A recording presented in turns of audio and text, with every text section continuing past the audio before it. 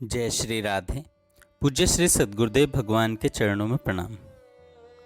पहले पूज्य श्री राधा बाबा का एक विचार सुन लेते हैं।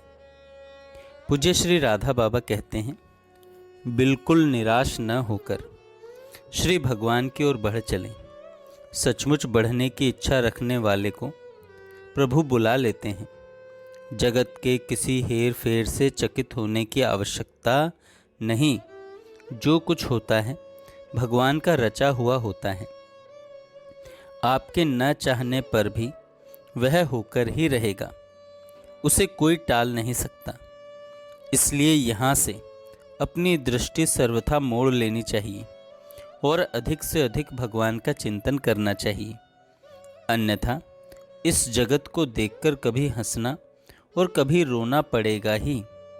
एक और बात है, जहाँ तक हो प्रपंच के काम में कम पड़िएगा, नहीं तो भगवान गौण हो जाएंगे और प्रपंच मुख्य हो जाएगा। भगवान का नाम यदि नहीं भूले तो सब ठीक हो जाएगा। यही सबसे मुख्य बात है। यही सबसे मुख्य बात है। श्री जी की कृपा हम पर है, इसका अनुभव कैसे हो? इसका उपाय आपने पूछा। मेरी समझ में इसका सर्वोत्तम उपाय है श्री जी के चरणों का निरंतर चिंतन। मन श्री जी के चरणों में चिपककर ही श्री जी की कृपा का अनुभव कर सकता है। अत्यंत प्रेम से राधे राधे कहते हुए श्री राधा रानी के चरणों में मन को लीन कर दें। फिर ऐसी कृपा का अनुभव होगा कि आप निहाल हो जाएंगे।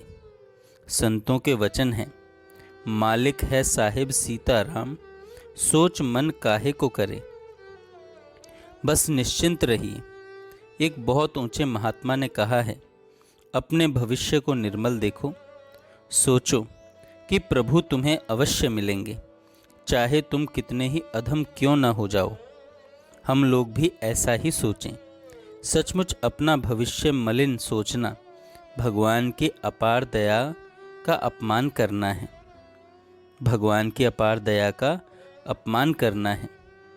जीवन का उद्देश्य यदि भगवान है तो फिर किसी भी जागतिक प्रलोभन में नहीं भूलना चाहिए।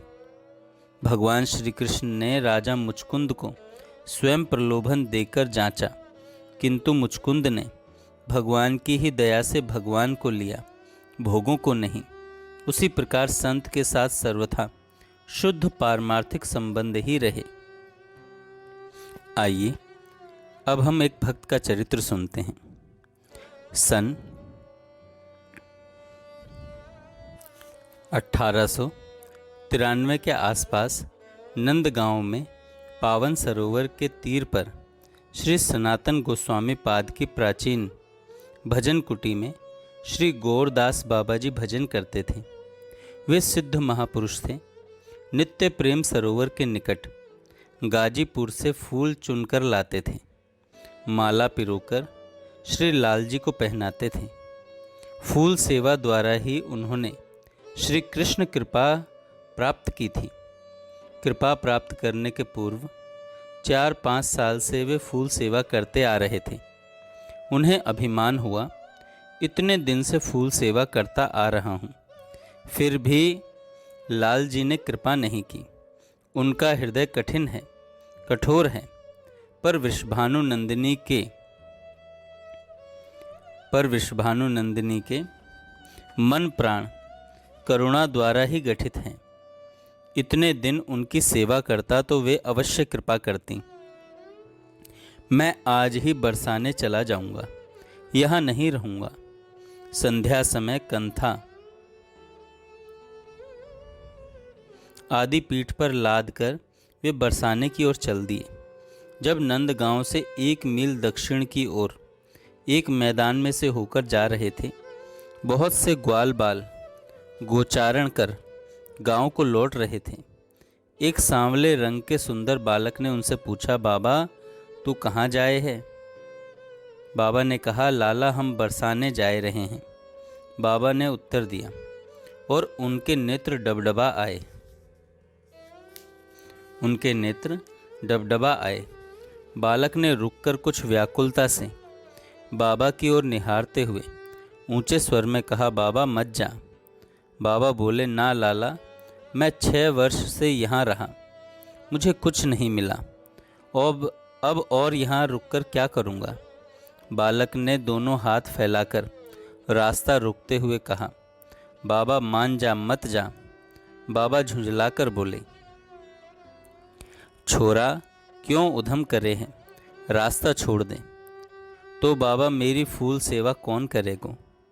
बालक ने और ऊंचे स्वर में कहा। बाबा ने कहा, तू कौन है रे। वैसे ही देखा कि न वह बालक है न उसके साथी और गायें हैं, सब गायब हो गए। बाबा के प्राण क्रंदन कर दिए। बाबा रुदन करने लगे। हा कृष्ण कह रोते चीखते वे भूमि पर लोटपोट होने लगे, अपनी चेतना खो बैठे। चेतना आने पर फिर क्रंदन और विलाप। हे कृष्ण छलिया, हाय कृपा की तो भी छल से, यदि कुछ पल रुककर मुझे अपने नेत्र और प्राणों को शीतल कर लेने देते तो क्या तुम्हारी कृपा का भंडार खाली हो जाता। पर नहीं दीनवत्सल, तुम्हारा नहीं मेरा ही दोष है। इस नराधम में वह योग्यता ही कहाँ जो तुम्हें पहचानता, वह प्रेम और भक्ति ही कहाँ जिसके कारण तुम रुकने को बाध्य होते। उधर एक पुजारी जी को आदेश हुआ, देख गोरदास मेरी फूल सेवा न छोड़े, मैं और किसी की फूल सेवा स्वीकार नहीं करूँगा। ऐसा भगवान भक्त से प्रेम करते हैं। जय श्री राधे। जय श्री राधे। पूज्य श्री सद्गुरुदेव भगवान के चरणों में प्रणाम।